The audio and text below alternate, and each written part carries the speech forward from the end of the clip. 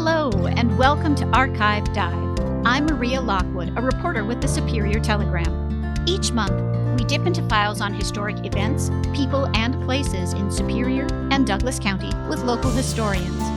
This month's episode features the second part of a two-part series looking back on the life of Bud Grant. When the legendary Minnesota Vikings head coach and Pro Football Hall of Famer passed away March 11th, it prompted an outpouring of sympathy from throughout Minnesota and his hometown of Superior. The 95-year-old Grant was an all-around athlete at Central High School and beyond.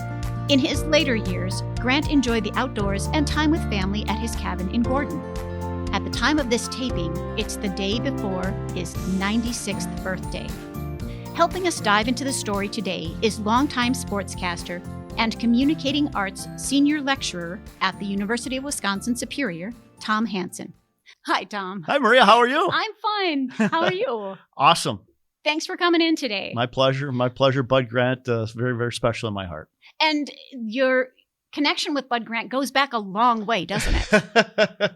Yeah, I guess when I was 5, they played their first Super Bowl, and I proceeded then to watch the Vikings unfortunately lose 4 total Super Bowls. But yeah, they were my team growing up in St. Paul, and Bud was the head coach. So yeah. And you were able to catch them actually during practices? Well, I'll start with, I was, as a fan, certainly a sports fan. There's no question about that. But then as I was going to school, it turns out they would practice during September at Midway Stadium, the old Midway Stadium, the original Midway Stadium in St. Paul. And we only lived a couple of miles away, if even that. We'd jump on our bikes and go over and watch them. We'd jump the fence and watch Bud and Fran Tarkington and all the Vikings practice over at Midway Stadium. We would climb the fence, get autographs afterwards, and I still have some of those autographs to this day. Wow. That's how special those years were for me. And did you get an autograph from Bud? I will have to go back and check, but usually probably not. I'm guessing because the coaches stayed in the locker room longer than the players did. The players got out of there right away. But I do remember, I do have Doug Sutherland's back in the day. So that was the first time I met Doug. Wow. You know, when I was a teenager in St. Paul. I don't even know. I was a teenager in St. Paul back in the day. Right. So. And for listeners, Doug Sutherland is also from Superior, right? Isn't that something? And I got to know Doug so well. As the sports director at KBGR at the time, we'd always do the border battle highlights of the games between the Vikings and the Packers. As you know, around here, that's usually a big matchup, no matter if teams are at the top or at the bottom. And so we talked to Doug about that. And Alex Wisbicki was another one who lived in Superior, played for the Packers years and years and years and years ago. And so we'd always talk to those two at least once or twice a year. And Doug was also the assistant volunteer coach for the UMD football team. And I was lucky enough to call games and still call UMD football games. And so I knew Doug through that as well. So it was great to learn about Doug and his career. And then ultimately, I'm not going to say work with him, but work on the same team with him with the Bulldogs over the years. And so, yeah, Doug's from Superior, went to high school in Superior, went to UWS, drafted in the NFL by the Saints. And then after 1 year, Bud had him, I don't know if it was particularly Bud, but the Vikings then had him come to Minnesota. He spent 10 years with the Vikings. And so it was a great story. And he had so much respect for Bud and how he did things and what he meant, and it worked for Doug. So, yeah, that connection with Superior and the Vikings is deep, as you all know. Definitely. Now, when was the next time you got to cross paths with Bud Grant? So as a child, you got to watch him. Well, if you want to get really specific, I guess you could say I worked with him at the old Met Stadium. I was security.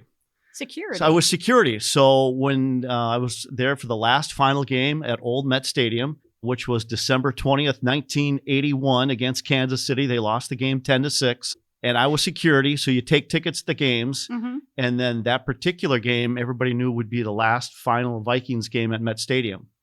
And so the Vikings, and Bud Grant was coaching at the time, and that was in 1981. He was still coaching, I believe, at that time, through 83. And the fans were going berserk, I guess is one way. They were tearing down the goalposts. They were taking their seats and chairs and benches and anything that wasn't nailed down or screwed down, they were taking it. And it was a dangerous situation, actually. And my boss comes up to me, and I was on the field at the time, and he said, just make sure nobody gets hurt. And that was our goal at that point with the final game at Met Stadium. So I was actually on the field with Bud, obviously not during the game, but making sure people and players and things like that were safe afterwards. And so I guess that would have been the second time, first off as a fan, second time, just watching the game and taking tickets at the old Met Stadium. So that would have been the second time I kind of crossed paths with Bud at that point. in my working capacity, if you will, as a ticket taker for Sim Security.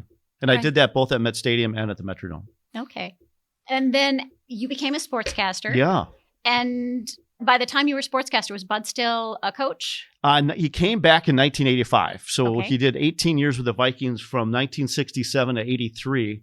And then they had him come back for the 85 season. At that point, I was up here in Duluth with WDSM Radio as a news reporter at that time. So kind of in my broadcasting career, still covering the team. I mean, I was a news reporter, but obviously we'd still cover the professional teams around here. So did you ever get to interview him? We would talk to him occasionally, more so on the TV side. So after he retired and would come, I remember when Menards opened in Superior.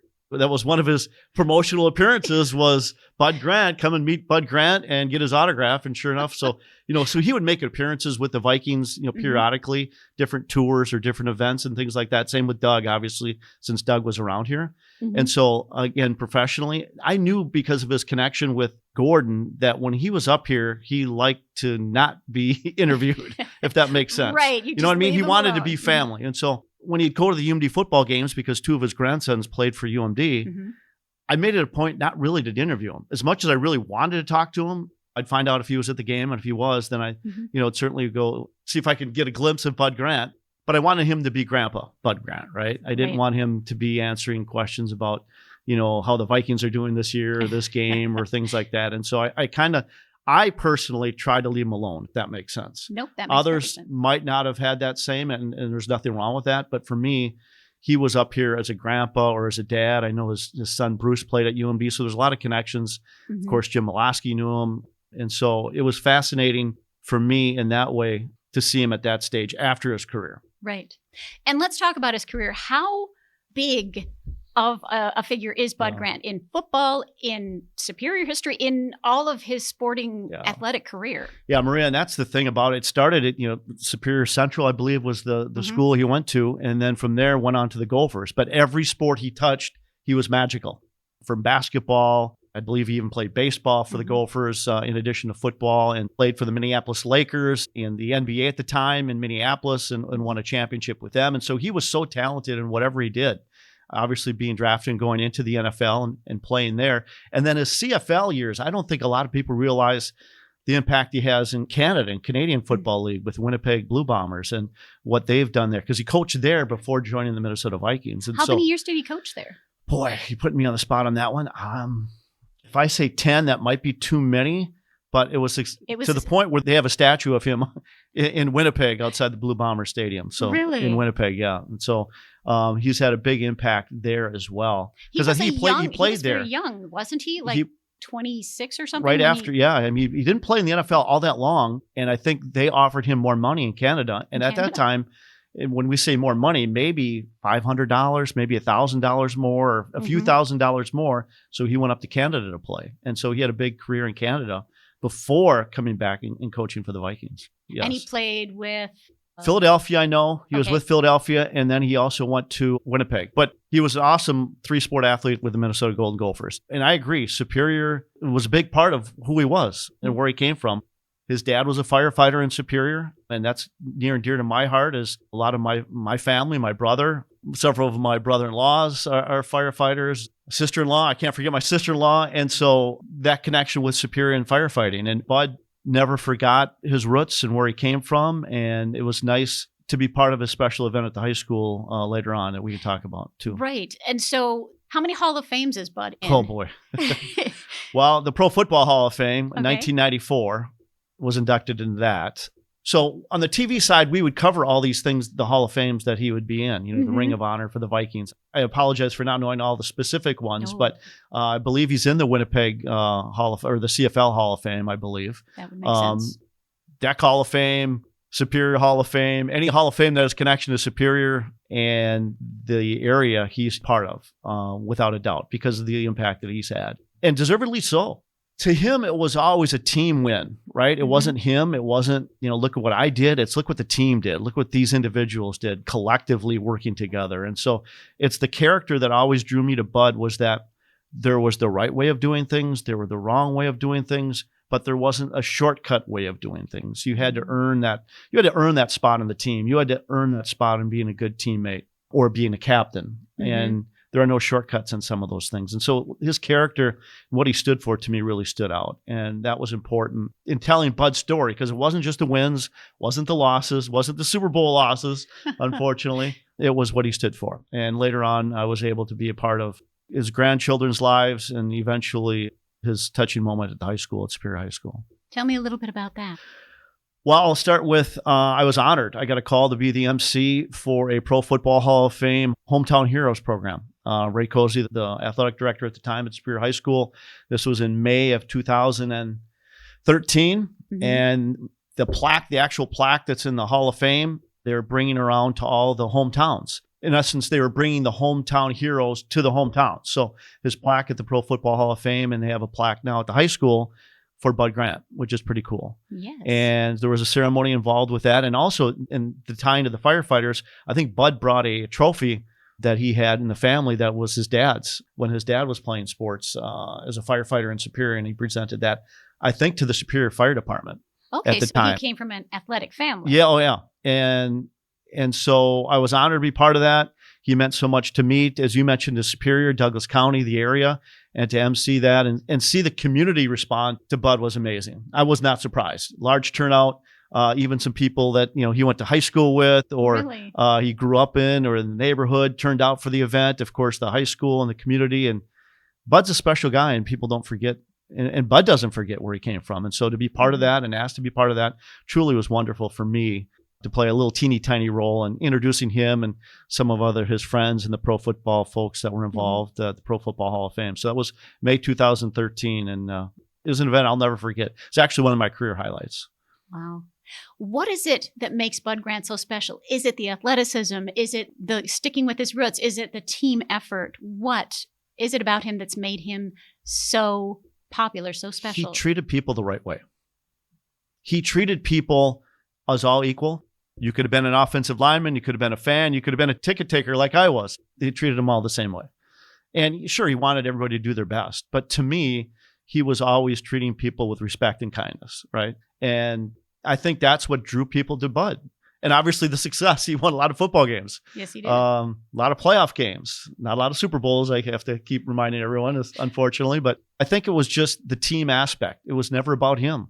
It was always about the team, about his assistant coaches, about the captains and how wonderful, or we need to work on this for the next game. It was never, never mean spirited. It was never, I'm sure he was critical behind the scenes. And I think Doug had mentioned a few stories where, behind the scenes, he spoke the truth to you. But, in public, we didn't see those. Those were opportunities where he kept that private conversations with the players, right? And so Doug had so much respect for him. And I think people that played for him did and the community that knew Bud. And so to me, anyway, it's what he stood for and his character. It's just being an honest person and treating others fairly. Right. That's what I'll always remember about him. And I think that's what maybe attracted people to him as well. Probably. And so when he went to the Minnesota Vikings, they were just starting, right? Yeah, Norm Van Brocklin had been the head coach prior to Bud. Again, I don't know if it was 3 years or 4 years, but Norm Van Brocklin was the head coach originally when the Vikings came to Minnesota. From what I understand, Bud was one of the considered candidates for that because of his success up in Canada. But they went with Norm Van Brocklin for that one. So then when there was a coaching change made, that's when Bud was approached and accepted the job. So, yeah. And they were already the Vikings at that point? Yep. And they had been played in, again, I think it was 3, maybe 4 years. So it was like their 5th year. So Bud started in 1967. Okay. So that was his first year with the Minnesota Vikings. All right. Because there's a theory that the Vikings came from Superior because both he and did Ole Hogsrud? Ole was part of the ownership group from the Duluth Eskimos. That was the connection. Ole was part owner of the Duluth Eskimos. Okay. And when that dissolved or moved on, he retained partial ownership of an NFL future franchise.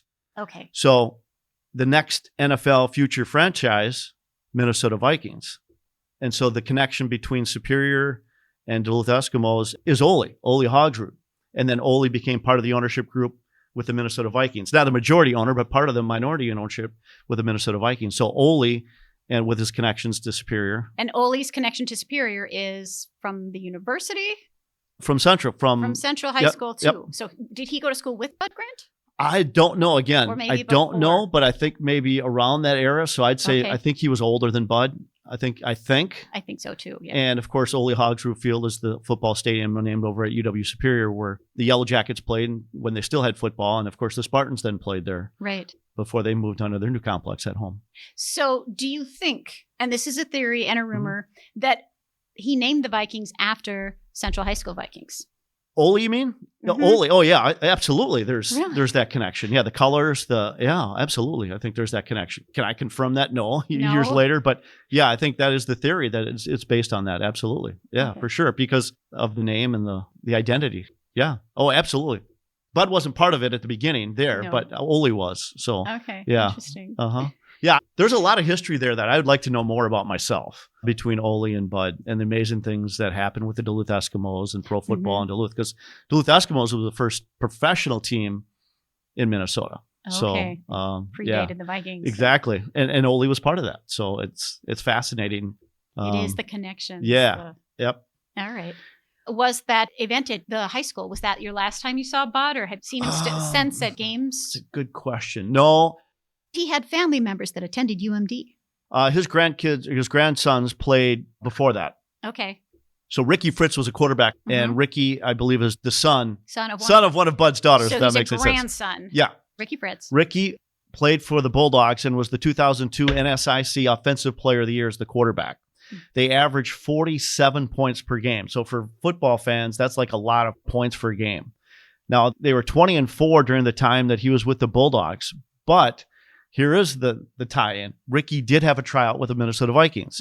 He was not drafted. He was not signed, but he was invited after his senior year for a mini camp tryout, if you will, much like Zach Ojal just was for the Bulldogs, or maybe CJ Ham was when CJ was invited. So they went to these mini camps and then had an opportunity to show what they can or couldn't do, and then signed. So in CJ's case, he was signed, and in Zach Ojal's case, he was signed. But Ricky didn't go on to have a professional playing career, but he did have a tryout, a weekend tryout with the Minnesota Vikings. So yeah, Bud Grant's grandson had a tryout. And then another grandson, Taylor Grant, which was Mike Grant's son. So Bud's son, Mike, his son, Taylor, played for the Bulldogs. I was a tight end for a couple of years. So he was also a long snapper. So two of the Grants family members played for the Bulldogs. And a third one, Natalie, I worked with at Northern News Now at KBJR when I was doing sports for a few months a couple of years ago. And she was just terrific to work with.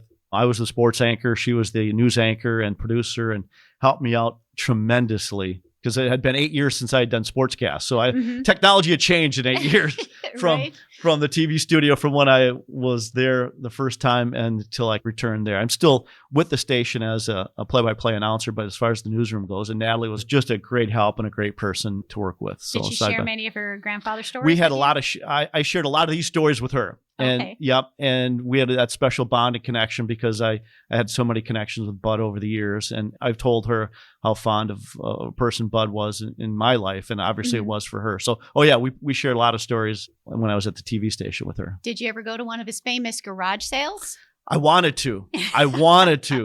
I never did because of my work up here in the Twin Ports here, but I would read about them and I go, I'd like that. My family, and specifically my wife, is probably happy I didn't go and come back with a lot of Bud Grant merchandise. So right. Definitely. No, and I knew about it. So always wanted to, but never did make it. How about you? Did you ever go? No, I didn't. And I love to rummage sales, so I missed it. That's fantastic. And and so Doug, obviously, talk about Superior. Doug Sutherland, no longer with us, and he's passed. And that was a sad time as well, over a year ago. But he had some great memories of Bud and playing for Bud all those years. And again, coming from Superior, and making that impact in the NFL. So, and he played at UWS. Doug did. Yeah. Awesome. What am I missing? What should people know about Bud Grant? It's a great question. I think a lot of people, when they think about the Vikings, they think about, the Purple People Eaters and how successful they were, and they were successful. Some get frustrated that he never won, he meaning Bud, never won a Super Bowl. And I think we have to look beyond that. I mean, just to get to a Super Bowl is pretty special. Even in those times, when he was there in the early 70s, I mean, they lost to Kansas City, Miami, Pittsburgh, Oakland. But think of the success, and not the success of just getting there, not the losses. Don't think of the losses when you think of Bud Grant. Think of think of the opportunities, he gave fans and players and coaches and, to get to that level. And so when you think of Bud, at least for me, I think of character. I think of what he stood for, where he came from, proud of his hometown, and very delighted in where he came from and the progress that he made. So I hope that's what people remember, not necessarily the wins, the losses, the Super Bowl losses, but they remember the character and who Bud was, really. Awesome.